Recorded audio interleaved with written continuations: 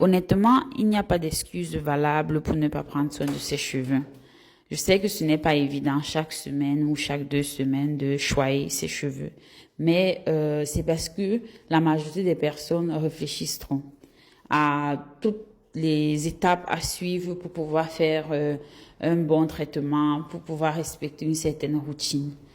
Je répète encore, comme je l'ai souvent dit dans mes vidéos, il est préférable d'apporter à ses cheveux des soins qui vont le faire bénéficier en santé à 10%, à 20%, à 30% au lieu de zéro.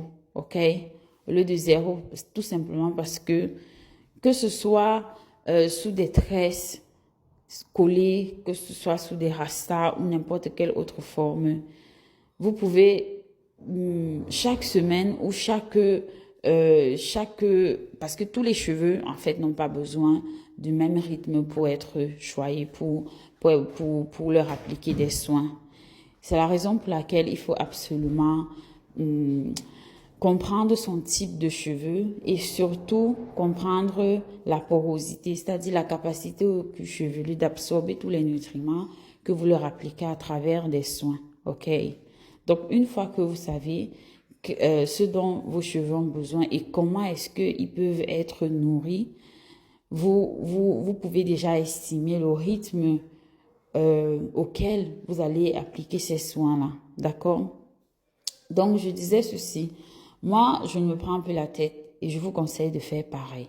Si vous avez des tresses, vous n'avez pas le temps de défaire les tresses et de faire des sections, respecter toutes les étapes de la routine capillaire, c'est-à-dire le prix-pour, le shampoing, le masque. Ensuite, bon, le shampoing, vous pouvez mélanger avec l'après-shampoing pour passer de deux en un. Le masque, ensuite rincer, après mettre la crème, après mettre le beurre ou l'huile sellante. Vous pouvez, même sous vos tresses, sous vos rastas, faire tout simplement un lavage, ok?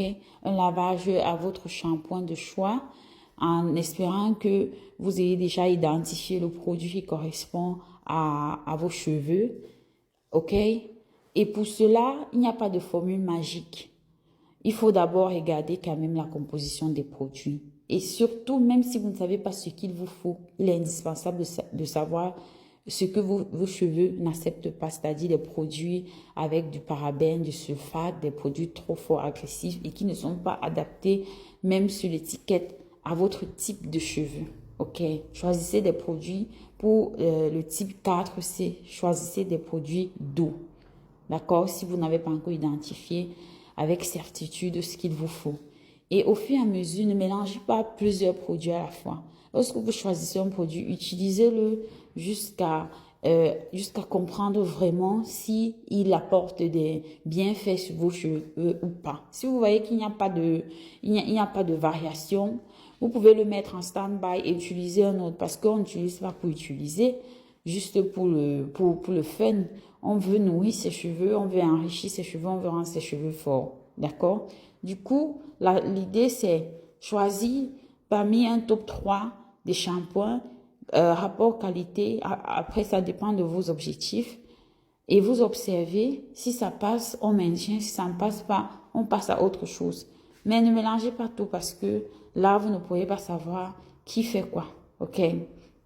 Donc, dans cette vidéo, vous avez pu voir, je ne me suis pas prise la tête. J'ai fait mon shampoing, mon masque et après, j'ai mis ma crème, mon huile sellante et mon sérum pour les tempes dégarnies. C'est tout. Je ne me suis pas prise la tête. Après, tout simplement, quand je vais vouloir me coiffer, je vais juste défaire mes cheveux, me coiffer. Et c'est tout simplement. Donc, à la prochaine,